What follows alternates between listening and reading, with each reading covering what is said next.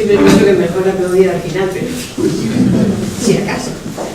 Bueno, buenas tardes, muchas gracias Paco por tus palabras de presentación. Yo estoy muy contenta aquí con nosotros en Bilbao y sobre todo también con un centro que me ha parecido impresionante, ¿no? O sea, no sé, es como una sorpresa en medio de la calle, entrar y encontrarte todo lo que hay aquí, toda la vitalidad que se percibe aquí, ¿no? Y la alegría.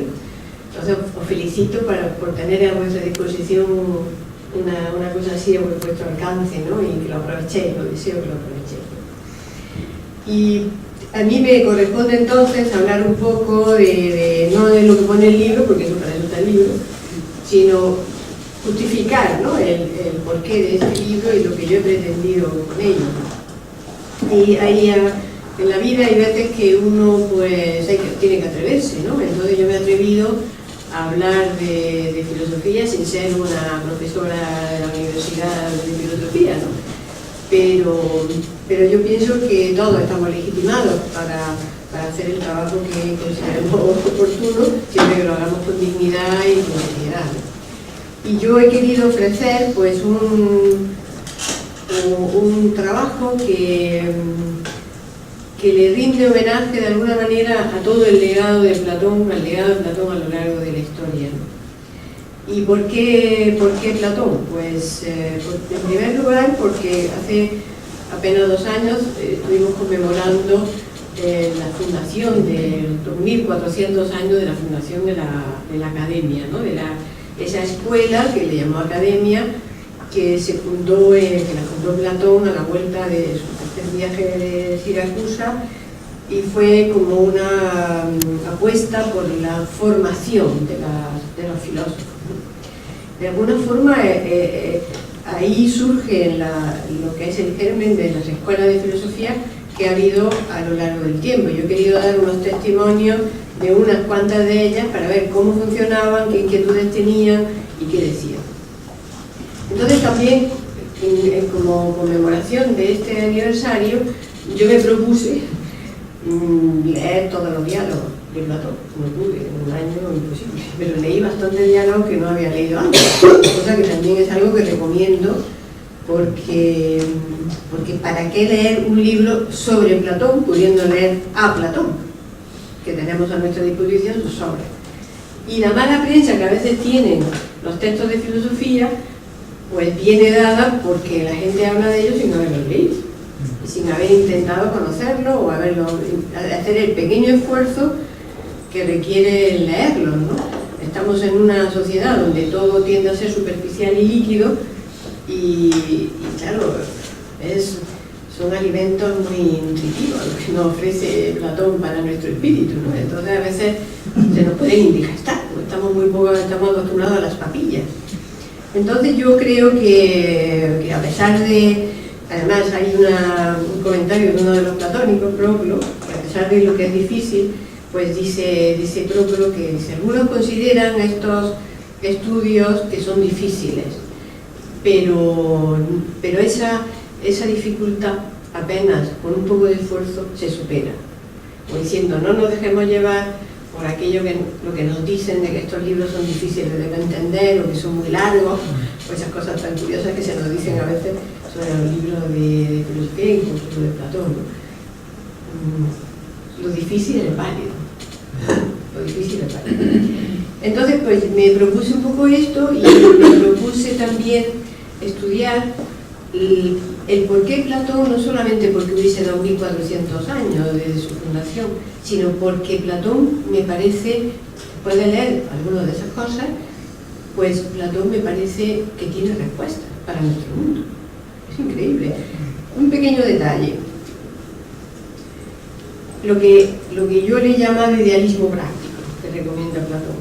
Platón recomienda para la educación de la gente joven en las leyes, recomienda que se haga algo así como un servicio a la sociedad, ¿no? Como que en los años de formación de los jóvenes aprendan a comprender lo que es de todos, lo que es lo que es público, que diríamos nosotros ahora, pues sirviendo a la sociedad, ¿no? Y entonces pues pone varios ejemplos. ¿Qué cosas pueden hacer esos jóvenes? Evidentemente guiados por otros ya preparados para ello, ¿no? Por sus educadores. Pues entonces pueden hacer, él dice, encargarse de la limpieza de los sitios sagrados. Es decir, sabemos que cuando en Atenas hay el río tal, con la fuente tal, que llegó la ninfa y que aquí vino el héroe Academos, que hizo no sé qué, si está llena, como es una sociedad muy mitógrafa, es decir, muy amante de los mitos, muy amante de los símbolos, pues había muchos bosques sagrados, muchos lugares naturales, pero que se eran considerados sagrados. Pues eso es una cosa que podían encargarse los jóvenes. Otra cosa que podían encargarse los jóvenes, ayudar a los ancianos. Entonces pone un ejemplo muy bonito. Por ejemplo, cortarle la leña para que en el invierno puedan calentarse. Porque esas personas mayores pues ya no tienen la fuerza física para cortar ellos la leña. Entonces los jóvenes cortarían la leña a esos mayores. O incluso decía también, harían baños, los baños para higienizarse y para los baños públicos, para que pudiesen tener acceso gratuito a ellos los ancianos, ¿no? Esos ejemplos los pone de ese servicio general, ¿no? Es decir, como podríamos llamar, siempre digo, que inventó el voluntariado, inventó la ONG. O sea que aquello de ese sentido. De hecho, hace poco he leído que en Noruega están diseñando para la gente joven algo así, un servicio al terminar, no sé si al terminar el bachillerato o al comienzo de la universidad, en algún momento de la carrera de formación, pues dedicar unos tiempos a la tarea de voluntariado. Ya hay universidades que otorgan créditos por participar en proyectos de voluntariado. Porque es un elemento formativo de primera, ¿no? Bueno, eso lo propone Platón. Otra cosa que me parece fundamental de lo que propone y muy actual es el tema de los recursos. Es decir, no esquilmar a la naturaleza, sino que él dice que debe haber en los gobernantes un análisis para saber de qué recursos dispone una ciudad o un país o un territorio, con el objeto de ver cuánta gente puede vivir gracias a esos recursos, es decir, sin necesidad de agotarlo o de generar guerras o conflictos para arrebatarle a otros los recursos que necesita la sociedad. Otra cosa que dice de estas ideas es la idea de la educación permanente, ¿no? Porque si hay un tema transversal en los diálogos platónicos, es el de la educación. Es decir, aprendemos constantemente. La idea del aprendizaje, ¿no? La idea del propio Sócrates da ejemplo de aprender algo, ¿no? Por ejemplo, los sofistas, que a él siempre los criticaba porque vestían las cosas como si fuesen verdaderas sin preocuparse de saber si lo eran o no, ¿no? Entonces los criticaban los sofistas. Pues hay un diálogo donde dice, me interesa que me expliques cuál es tu ciencia, qué es lo que tú haces, ¿no? Yo también quiero, porque quiero aprender, seguramente algo interesante podrás enseñarme, ¿no? Como diciendo, hay que aprender continuamente. E incluso en uno habla, precisamente sobre el aprendizaje, el diálogo, habla de que los padres deben aprender a ser padres. Que está también muy en la actualidad. Otra cosa que también creo que Platón es muy interesante y otra propuesta que considero es el tema de la limitación de la acumulación de la riqueza. Es un tema muy controvertido, ¿no?, en nuestra sociedad. Es decir, ¿se puede ser infinitamente rico? ¿Hay límites a la acumulación de la riqueza? Él considera que sí, que debe haber límites a la acumulación de la riqueza y que llegado a un determinado punto, esas riquezas deben de revertir para el resto de la sociedad y para los servicios, para los demás ciudadanos no tan afortunados. Y da incluso hasta cálculos de, si no me acuerdo ya si es 3 veces o 5 veces lo que una persona necesita para vivir bien, sin agobios, ¿no? En fin, que plantea que no puede dejarse al azar el que la gente acumule y acumule y acumule riqueza sin control ninguno. Cosa que también es un tema que en este mundo de neoliberalismo pues sería un poco rompedor, ¿no? Y hay gente que defiende que no se puede permitir que la gente acumule y acumule y acumule sin dar cuenta a la sociedad por ese cúmulo de riqueza, ¿no? Bueno, podríamos seguir con algunas cosas, pero con estos ejemplos pues, que se pueden desarrollar, pues estamos viendo que sigue ofreciéndonos propuestas, ¿no? Entre ellas, y me la estaba dejando en el tintero y creo que es la más importante de todas, es en la filosofía política, ¿no? Cuando en su diálogo, que también es de cierta manera transversal y es muy cuidadoso Platón con lo que dice sobre la política y sobre la religión, son dos temas un poco delicados para él después de la muerte de Sócrates, pues plantea cuál es la finalidad que tienen los gobernantes. Entonces los gobernantes, su finalidad es conseguir la felicidad de los gobernados. ¿Y cuál sería esa felicidad? Pues favorecer el desarrollo de sus almas. Sin comentarios, ¿no?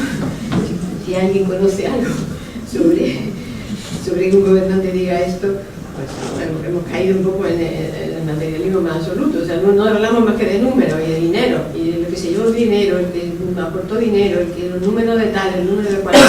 Pero ¿y dónde están los famosos índices, ¿no? El Producto Interior de la Felicidad que miden en el Bután, ¿no? que crearon ese índice, que las Naciones Unidas lo ha reconocido, el índice de felicidad de los ciudadanos.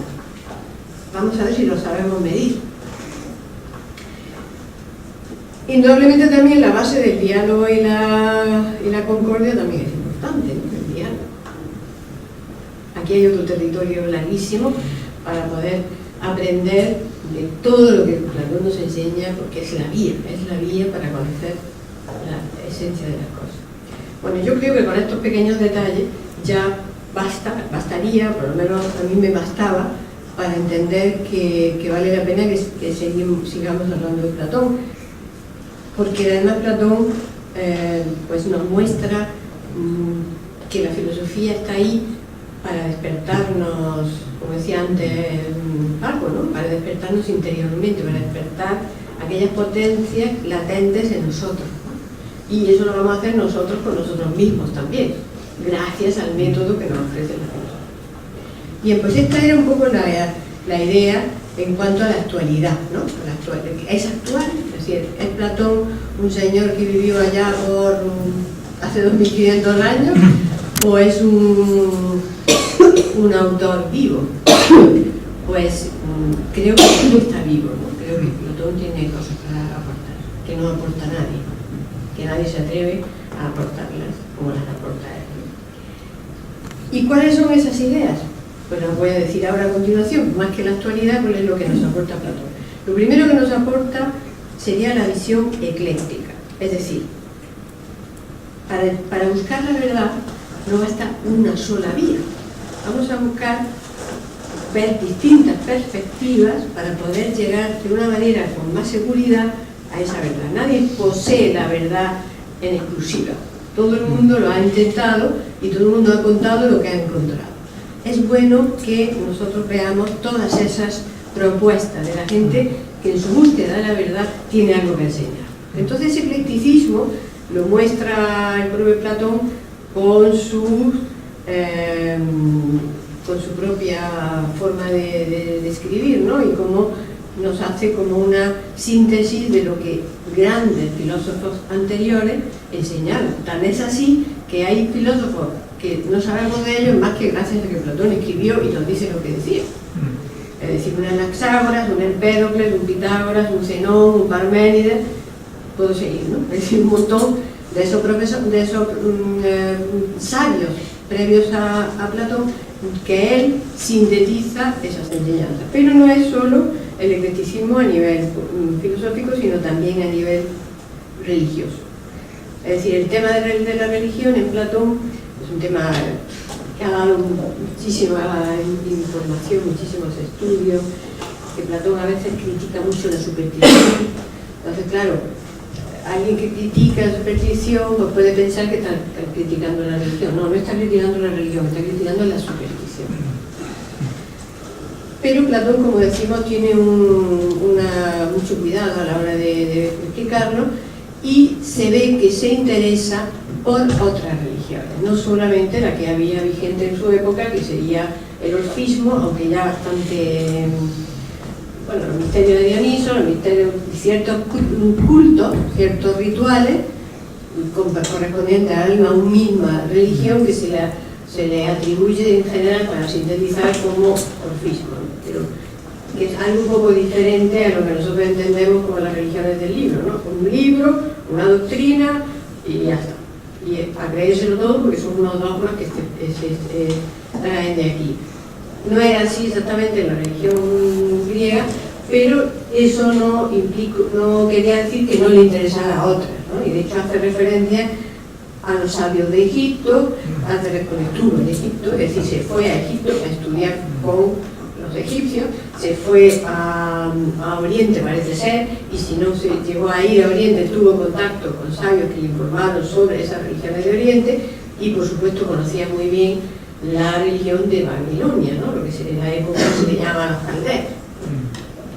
Y él veía y sugería, que luego lo vamos a ver también en los amigos de Platón, que detrás de cada religión hay como una enseñanza común, como algo que estaría como velado a través, por detrás de esos relatos, historias sagradas, mitos o incluso dogmas. Entonces ahí podemos completarlo con el siguiente punto que nos aporta Platón, y es el admitir que es posible conocer la búsqueda de la verdad. La vida como búsqueda de la verdad. Eso es un poco lo del amor a la sabiduría, sería eso, ¿no? El desear saber. Como en el Renacimiento hay uno de los lemas propios del Renacimiento es atrévete a saber, ¿no? Sapere aude, atreverse a saber, ¿no? Como algo consustancial al ser humano es aquel que quiere saber, que busca la sabiduría. Entonces esa búsqueda de la verdad más allá de los dogmas nos hace mostrarnos que la verdad y la realidad de las cosas, la esencia de las cosas es espiritual. Eso es inequívoco. Es espiritual y el alma es inmortal. Pensemos que en la religión católica, hasta el Concilio de Trento, no se instituyó la inmortalidad del alma como un dogma. Y muchísimas tradiciones antiguas y civilizaciones antiguas, el tema de la inmortalidad del alma no la ven por ninguna parte. No sé, me estoy acordando ahora de Gilgamesh. Si alguien ha estudiado las religiones de Oriente, pues el mito de Gilgamesh está muy de moda, está ahí en un cómic, se llama así Gilgamesh. Pues ahí no se habla de la inmortalidad, de hecho le dan la planta de la inmortalidad y la pierde, no la consigue, no consigue convertirse en inmortal. Entonces tenía que hacer cosas muy importantes para ser inmortal, y solamente lo había conseguido el Noé de ellos, que era el ultramístico. Bueno, pues entonces esta idea del alma inmortal, hacerlo tan público, tan notorio, tan claramente explicado, como lo explica Platón, pues es algo muy importante desde el punto de vista de la filosofía. Y luego también el camino para acceder a la verdad, que sería la dialéctica, ¿no? Es decir, el diálogo con nosotros mismos, entre nosotros, con los dioses, con las tradiciones, con los maestros, con los sabios, ¿no? Todo ese diálogo basándose en saber formular las adecuadas preguntas. Porque eso es a mí eso me encanta de Sócrates, porque aprendemos de Sócrates como si la pregunta no está bien formulada, la respuesta va a salir falsa. Habéis dado cuenta en algunos de los diálogos que quedan allí como diciendo, pues no hemos conseguido saber lo que queríamos. Como diciendo, nos hemos equivocado de camino. El arte de saber preguntar y el arte de empezar por preguntarnos a nosotros mismos. El diálogo se establece del alma consigo mismo.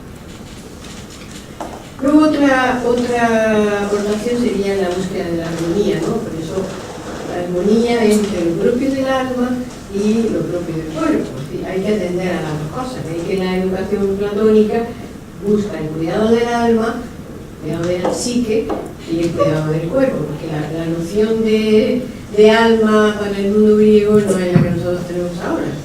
Este es otro de los problemas de la filosofía, ¿no? El tema de los nombres, y por eso Platón dedicó un diálogo entero a hablar de los nombres, y es un tema muy tocado por los neoplatónicos, que cómo nombramos a las cosas. Es decir, ayer teníamos aquí una especie de tertulia donde estuvimos hablando de lo que la palabra filosofía nos significa a cada uno de nosotros, nos connota, ¿no? Y pues la filosofía significa muchas cosas, ¿no? Y la tenemos un poco asociada a ciertas ideas, no precisamente muy positivas, ¿no? La filosofía es un aburrimiento, la filosofía es un rollo, la filosofía no sé qué, ¿no? Y tenemos que ir contra corriente a aquellos que nos gusta la filosofía, para que si en algún momento, digamos, a mí me gusta la filosofía, porque me pasa, ¿no? Una periodista tal que le gusta la filosofía y me dice, ah, sí, ah, claro, y como dicen, qué exótica, ¿no? Es como decía que me gusta estudiar el texto, no sé. Entonces, queda raro, ¿no? A veces me dice así, filosofía, ah. O sea, como diciendo, la gente no se atreve a decir raro, está pensando. Y entonces, pues, ese problema, ¿no?, de nombrar las cosas está en la base de la dialéctica. Por eso siempre empiezan los diálogos de Platón, Sócrates definiendo, ¿no?, ¿qué es para ti tal cosa? Y luego eso que dices te lleva a, ¿no? Es decir, si tú dices que, aquello si A, entonces B, ¿no? Si tú dices que tal cosa es tal cosa, entonces estarás de acuerdo conmigo en que tal cosa lleva a esta otra, ¿no? Es decir, un camino de movimiento mental, de movimiento estructural que nos ayuda a entender el mundo también, ¿no? Bueno, pues ese es el tema de la armonía. Otro punto de el tema de Platón es la responsabilidad política. Los filósofos en general, cuando estudiamos la historia de la filosofía, suelen sentirse responsables y ciudadanos activos. Es decir, esa cuestión del filósofo en una torre de marfil no es real. Es una especie de mito urbano que se ha hecho para desacreditarlo, pero no es real. Porque, primero, que son gente práctica, desde Tales. No sé si conocéis la anécdota que Tales cuenta a Diógenes Laercio, que pues, lo tenían como el típico sabio distraído, ¿no? Entonces, sabio distraído, que una vez estaba mirando a las estrellas y había un pozo de plomo y se cayó. Y entonces le dijeron, ah, ves tú, estás pensando siempre en las estrellas, el filósofo de sabio distraído. Y entonces dijo Tales, ah, sí, porque distraído, ¿no? Y entonces estaba estudiando los eclipses, los no sé qué, y en base a sus observaciones de tipo científico, averiguó que iba a ser muy buena la cosecha de aceituna de la próxima cosecha. Y entonces compró toda una clase de maquinaria para monturarle el aceite, compró toda la cosecha de baguettes, la gente encantaba, porque no tenían ni idea de que iba a ser tan buena la cosecha, compró todo, y claro, y lo compró hasta los barcos que hacían falta para trasladar tanto aceite a las demás ciudades griegas, totalcito de oro. Digo, de oro, ¿veis? Cuando quiero ser práctico, soy práctico. Entonces, que no estoy estando todo el día allí, sino que sé la ciencia aplicada, sé aplicar mi conocimiento para obtener lo que yo quiera obtener. O sea, a mí esto no me interesa porque no me interesan los bienes materiales, me interesan otros bienes. Pues entonces, esta idea del compromiso de que tienen los pies en la tierra, ¿no? Los filósofos tienen los pies en la tierra. Y luego, pues, no sé si os parece, podemos pasar a esto. ¿Cuáles son los rasgos de los amigos de Platón? Porque este es Platón, ¿vale? Y Platón deja claro en algunos de sus diálogos de que lo importante es amar la verdad. Por eso yo le he llamado a los amigos, y lo pongo al principio, porque hay una frase que es amicus Plato, sed magis amica pedita. Es una frase que yo había visto una vez en la facultad cuando era pequeño. Entonces, quiere decir, soy amigo de Platón, pero más soy amigo de la verdad. Esto viene a cuento por una idea muy platónica, es decir, tú estas cosas no te las crees porque te las digo yo. Comprueba si realmente te convenzo. O sea, no busques solo tenerme a mí contento porque aceptas lo que yo te digo, sino que busca realmente la verdad. Y hay una frase también que yo la tengo casi como de lema, que dice la religión es buena porque la mandan los dioses, o la mandan los dioses porque es buena. Y eso vale para otras muchas cosas. Es decir, yo te obedezco a ti porque tú me lo dices, o tú me lo dices porque es bueno que yo lo haga. Es distinto el punto de vista, ¿no? Por eso yo era el punto de la amistad, porque además de esa transversalidad que estaba diciendo, una de ellas es la amistad. Es que habla muchísimo de la amistad, y bueno, luego viene Epicuro un poquito después y hace también un verdadero elogio de la amistad, ¿no? La amistad como valor, ¿no? Como valor. En ese punto, estos amigos, en el sentido de amantes de la verdad, y también que se sienten con la necesidad de sostener el legado del maestro, porque el legado del maestro se había diluido en los primeros tiempos, muy poco tiempo después de la muerte de Platón, la gente se empezaron a discutir, a veces pasa tanta dialéctica, llega un momento que uno todo lo somete a crítica, todo lo somete a dudas, ¿no? Y es fácil llegar de golpe al escepticismo. Entonces, pues se produjo una deriva en la academia de los sucesores de Platón, que eran súper matemáticos, eran buenísimos en todo, buenísimos dialécticos, pero esa dialéctica tan buena que tenían los llevó a un callejón sin salida y cayeron en una crisis escéptica tremenda que llegaron a decir que el conocimiento no se podía lograr, no se podía saber nada cierto de las cosas. Que por cierto, cuando uno estudia un poco más de fondo se da cuenta que no inventaron nada, es decir, que había ya de tiempos antiguos había esa corriente de aquellos que decían, yo la verdad que yo creo que no se puede saber nada, ¿no? Gente que como que se paraba y no quería continuar su búsqueda, ¿no? Sino que yo ya no sigo, y se paraba en ese escepticismo. Pero entonces hay esta otra gente que dicen, pues en este desconcierto que tenemos ahora, en momentos críticos en la historia, pues dicen, hay que volver a Platón, hay que volver a leerlo. Y entonces ese es su rango característico, es decir, si hay algo en común que tienen ellos, es que se sienten herederos de una tradición, de un legado, se sienten con la obligación, el deber moral de conocerlo y saberlo explicar. Y ahí hay uno que a mí me queda muy bien, que es Albino de Esmirna, que es muy tierno, porque Albino de Esmirna pues escribe un libro que se podía haber escrito ahora, ¿no? Que es Introducción a las doctrinas platónicas. Entonces dice, con lo que yo pongo en este libro, que es un libro muy finito, hace verdadera síntesis, que por cierto no está en español, viene a decir, yo voy a poner aquí lo más importante que hace falta.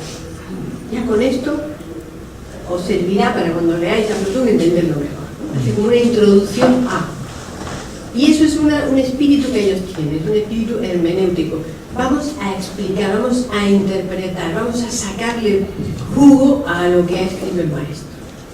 Y entonces, claro, hay unas aportaciones tan impresionantes, casi todos coinciden en comentario al Timeo, comentario al Parménides. Es lo que más comenta, por cierto, el Parménides, el Timeo, casi todos hacen un trabajo de comentario, que serían sus propias clases, sus propios discípulos los que luego transcribían, ¿no?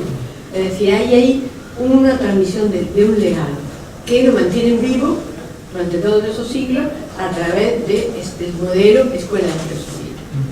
Otra cosa que hace es una enseñanza muy directa. Es decir, hay algunos de ellos que no escribieron y otros que escribieron muchísimo. Un propio escribió muchísimo, un Jámblico escribió poco pero muy bueno. También es cierto que muchas cosas no han llegado hasta nosotros por causas que son fáciles de suponer.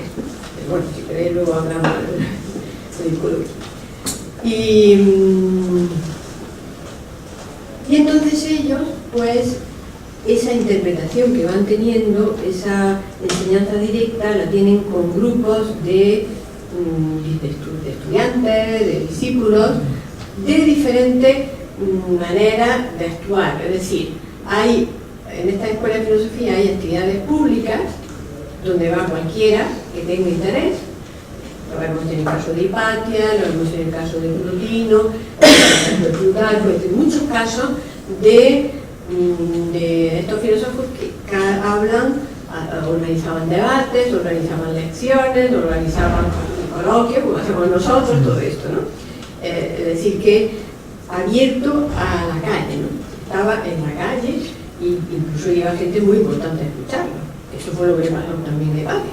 Hipatia iban desde obispos hasta políticos de cargos públicos, hasta judíos, hasta de todas las religiones que había entonces en Alejandría, ¿no? O sea que abrían las puertas para todo el mundo y luego tenían también sus discípulos más directos, ¿no? Por eso ahí es muy bonito en la biografía de Hipatia, la única que hay, reconstruida un poco por María Dienska. Ella toma como base de su estudio las cartas de Sinesio de Cirene, que era un obispo de la Cirenaica que había sido discípulo de Hipatia en Alejandría hasta que lo mandaron, porque claro, de hecho muchos discípulos que habían tenido Hipatia lo mandaron de obispo, no era como ahora que tienen que ser primero cura y no sé qué, no sé cuánto, sino que del tirón lo nombraba obispo. Entonces lo mandaron a la Cirenaica.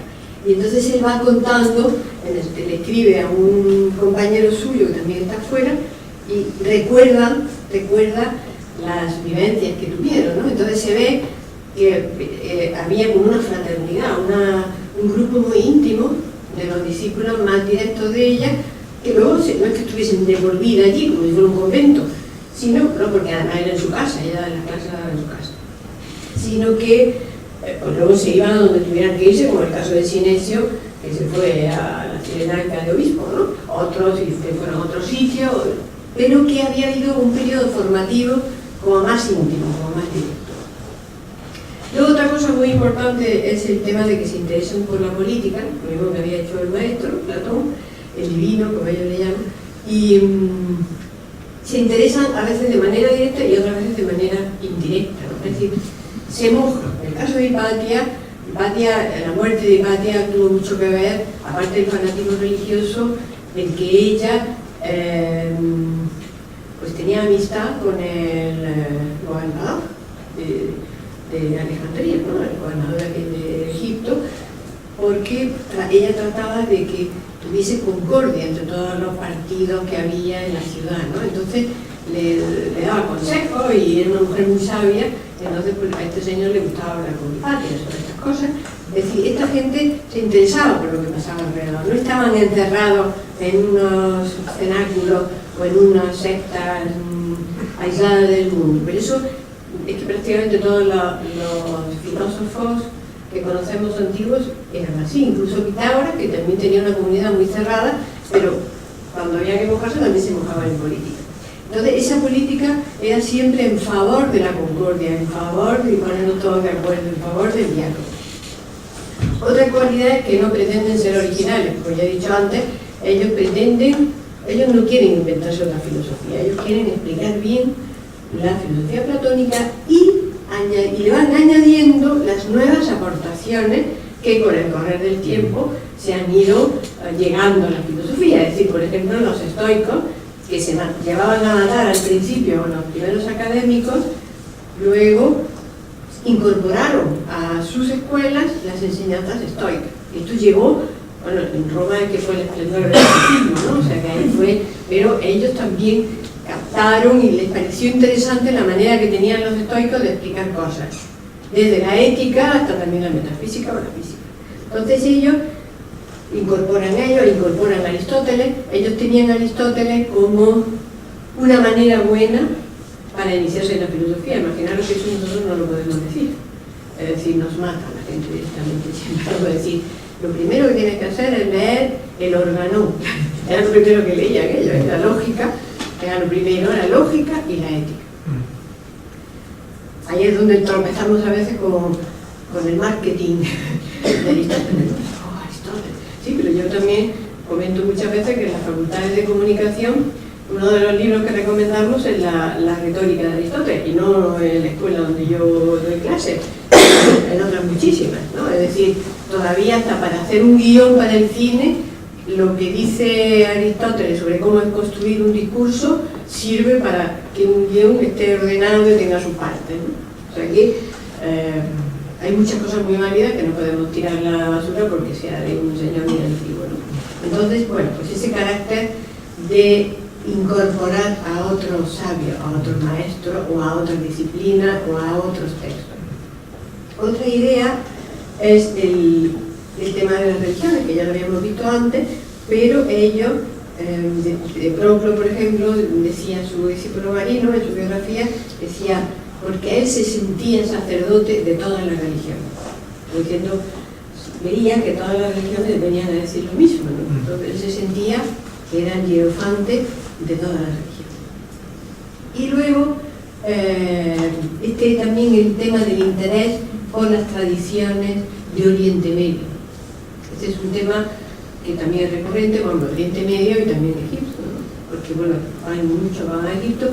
De hecho, en la época del neoplatonismo tardío, pues Atenas y Alejandría eran las dos polaridades de estas escuelas, ¿no? Es decir, porque Alejandría era un caso muy particular y allí siempre tenía la inmensa biblioteca, a pesar de varios incendios, seguían teniendo unos fondos muy importantes y a ellos pues se iban allí a estudiar, se iban allí de becarios, no sé, a aprender.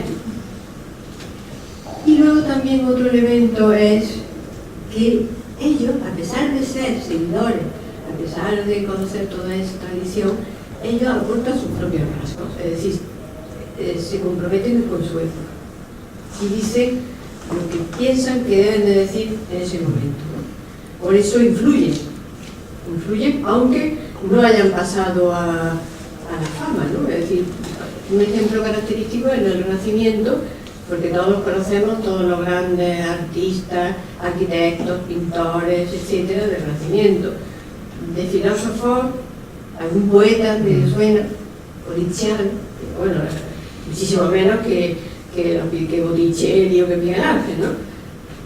Sin embargo, lo más importante fue lo que sustentó todo eso, porque la filosofía vino a ser como un elemento que relacionaba las distintas disciplinas, ¿no? Y ese papel de trasplantar un espíritu filosófico de este tipo que estamos describiendo, pues fue de uno de ellos, el sabio que vino de Constantinopla, un pagano confeso, es decir, que nunca fue cristiano, Temisto, Jorge Temisto, era un auténtico erudito en cuestión de leyes, de legislación, cosa que también se da muy frecuentemente en estos filósofos, y entonces él había asesorado a varios emperadores y a sus familias, a pesar de ser pagano y tener así a los patriarcas, los teólogos, etc. Y este señor, ya mayor, ya cerca de los 80 años, se va con el séquito de Juan Paleólogo, es decir, el emperador de Bizancio, a Italia para participar en un concilio que pretendía unir las dos iglesias, la iglesia latina y la iglesia oriental, la iglesia griega, ¿no? De Constantinopla. Porque decían que vienen los turcos, entonces vienen los turcos y tenemos que unir. Y necesitamos que los príncipes de Venecia y de todos estos sitios pues nos echen una mano para parar a los turcos que están peleando encima. Estamos hablando de 1440 o algo, ¿no? Y van allí y de camino, es decir, veis un poco la historia, vamos a ver si nos unimos las dos iglesias, vamos a unir fuerzas y vamos a hablar de eso en un concilio, porque claro, como se trata de unir dos iglesias, pues tiene que haber un concilio. El concilio fue un desastre. Primero iban a hacerlo en Ferrara, luego no había dinero, se tuvieron que ir a Florencia. Conde de Medici dijo: yo lo financio, yo lo patrocino, y ahí estaba Gemisto Pletón, que como no era clérigo, pues en realidad uno se pregunta: ¿para qué iría? ¿Para qué iría?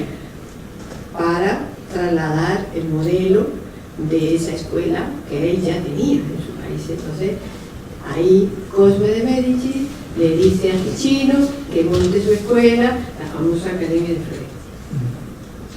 Y la base era, pues seguramente, documentos que le facilitó el propio Pletón, ¿no? Es decir, un señor que viene de Oriente, de Constantinopla, y que además no solamente vino, ayudó a que se montara la escuela, sino que luego se volvió, porque él quería, era tan griego, que quería morir allí. Y poco tiempo después de él llegar, a Mistra, que es donde vivía, en el Peloponeso, llegaron los turcos y cayó Constantinopla, porque claro, la cristiandad no se había unido. Ya lo hemos visto, no sé, en la serie de Carlos V se está viendo hasta qué punto el Papa incluso estuvo de acuerdo con Solimán el Magnífico con tal de no apoyar a Carlos V, que era el emperador. Pero bueno, es otra historia. Ahí no lo sé. Entonces, bueno, lo que quiero decir con esto es que este modelo de la Escuela de Filosofía llegó casi hasta ese final, ¿no? Ese final donde ya se fue la filosofía, dejó estas escuelas que tenían esa vocación de estar muy en contacto con la calle, muy en contacto con la gente, muy en contacto con la política, con su mundo, con su tiempo, y se metió la filosofía en las universidades medievales, ¿no? Porque también hay casos en el mundo del medievo de estos filósofos, ¿no? Pero yo no he querido hacer una historia de la filosofía al uso, ni un manual, porque eso no es mi función. Yo quería hablar de estos señores que a mí me gustaban mucho, porque los amigos de Platón, pues yo los veneraba, ¿no? Y los sigo venerando porque admiro mucho la labor que desempeñaron en el momento que cada uno lo desempeñó, ¿no? Pero sí es cierto que el modelo de Escuela de Filosofía, pues ahora es cuando ha vuelto otra vez. Es decir, nuestra organización internacional tiene más de 500 sedes en todo el mundo. Eso no se dio entonces. Estaba la de Florencia, fenomenal. Luego, quisieron copiar la Academia Florentina, por ejemplo, en Granada, en mi ciudad, quisieron crear la Academia Granadina, que llamamos, igual que la de Florencia. ¿Y qué hacían? Recitaban poetas. Iban allí los poetas, y está bien, lo digo, ¿no? Pero que no era una escuela de filosofía, ¿no? Tampoco como que se acabó aquello, y desde entonces no había habido un proyecto, un plan para abrir, saquemos yo los nuestros, ¿no? O sea que también, en este sentido, pienso que está muy bien el que en estos tiempos ofrezcamos un camino de otra vez plantearnos aquellas viejas cuestiones, ¿no? Entonces yo he querido contribuir un poco a enriquecer el acervo de quienes aman la filosofía con estas aportaciones que son poco conocidas, muy poco conocidas. Bueno, yo me he encontrado cosas muy graciosas de que publiqué el libro en marzo, pues no sé, en la Facultad de Letras de Granada vino un profesor, eso es lo más grave, que me vino, bueno, no era todavía muy desarrollado como profesor, estaba empezando, pero me dijo, fíjate, que yo creía que con Platón, el platonismo se había acabado. Y entonces dije yo, pues no. O sea, como diciendo, me has enseñado algo que yo no he aprendido en la facultad, ¿no? Y entonces yo he querido eso, ¿no? El recuperar esos nombres que habían sido olvidados injustamente. Es decir, alguien como Genito Prieto, que hizo nada más que ver el índice de su tratado sobre las leyes, que es lo único que ha quedado de su tratado sobre las leyes, es decir, nada más que el índice, se quedó muy impresionado de los temas tan variados que trataba, ¿no? El propio Pico de la Neándula, que yo también lo trato en mi libro, ¿no? Los proyectos de las 900 tesis. Eso, por ejemplo, ese libro de las 900 tesis, nadie lo había traducido al español, estaba en latín. Y bendito de Facebook, yo me enteré de una manera muy rara que los mexicanos estaban en un proyecto de traducción de las 900 tesis de Pico, ¿no? Y bueno, pues estas cosas que averiguó uno por internet, me encontré con que el director del proyecto tenía Facebook, y le escribí por Facebook y me dijo, pues sí, efectivamente, lo vamos a sacar ya mismo, ya te aviso. Pasaban los meses y no me decía nada. Y dije, oye, ¿qué pasa? ¿Habéis sacado ya el libro? ¿No lo habéis sacado? Que no me he enterado. Y dice, te lo mando. Y me mandó en PDF lo que estaba ya entregado a la imprenta, ¿no? Yo me emocioné mucho, porque es que después de más de 500 años, las 900 tesis veían la luz en mi lengua, ¿no? En latín, pues claro, lo que por latín me las lea. Son difíciles de entender en español, pues yo seguramente lo hubiera leído en latín y no hubiera enterado nada de casi nada, por no decir de nada. Y bueno, pues esos textos que él quería defender delante de todos los teólogos para demostrar que había una sabiduría originaria que los musulmanes, los judíos, los griegos, todas las antiguas religiones convergían en esa sabiduría, la prisca teología que le llamaba, pues como la filosofía primera, la sabiduría primera, pues no lo dejaron exponerlo. El Papa y compañía, claro. Y entonces, él mismo, la razón que le dieron era demasiado joven. Entonces, es cuando hace la apología de la encuesta, dice, bueno, puedo llegar, precisamente porque soy demasiado joven, lo que quiero es aprender. Claro. Entonces, señores, enséñenme ustedes. Impresionante, ¿no? Pero, y estuvieron a punto de llevarlo a la hoguera, porque se murió el Papa y el siguiente que vino ya lo rehabilitó. Pero si no llega a morir otro Papa, se va a la hoguera por haber propuesto esto. Entonces, claro, no es de extrañar que esos textos hayan pasado al olvido más absoluto. Y bueno, pues yo con esto también hago siempre un poco de homenaje a todos los que lo han traducido. Todavía hay proyectos de universidades y estos de investigación, ¿no? Porque lamentablemente últimamente la cosa está complicada, y más todavía para las humanidades. Es decir, si no siguen adelante con proyectos de investigación sobre el cáncer, que han dejado cortados proyectos de investigación muy avanzados ya, que les faltaban a lo mejor 2 años para terminar el proyecto de investigación con un nuevo fármaco, con una nueva cosa que se estaba investigando sobre el cáncer, que eso lo hemos vivido en Granada, con la Universidad de Granada. Si no han quitado dinero para la investigación del cáncer, imaginaros qué dinero van a dar para traducir a Porfirio. O sea, yo me imagino, ¿no? Unos señores allí reunidos en un lugar oscuro, el Ministerio de Educación, analizando las peticiones de ayuda a la investigación, diciendo, aquí hay un señor que está queriendo traducir las obras de Porfirio. ¿Cómo? ¿Por qué? Es decir, pues eso, que hay mucha gente que lo está viendo incluso por amor al arte o en sus horas libres y queriendo reivindicar. El hecho de que a Porfirio se le ha querido reivindicar porque realmente es un gran filósofo, es una maravilla, no se le puede tener como un hereje despreciado, tirado, ¿no? Y además se ha falseado los títulos de sus obras, ¿no?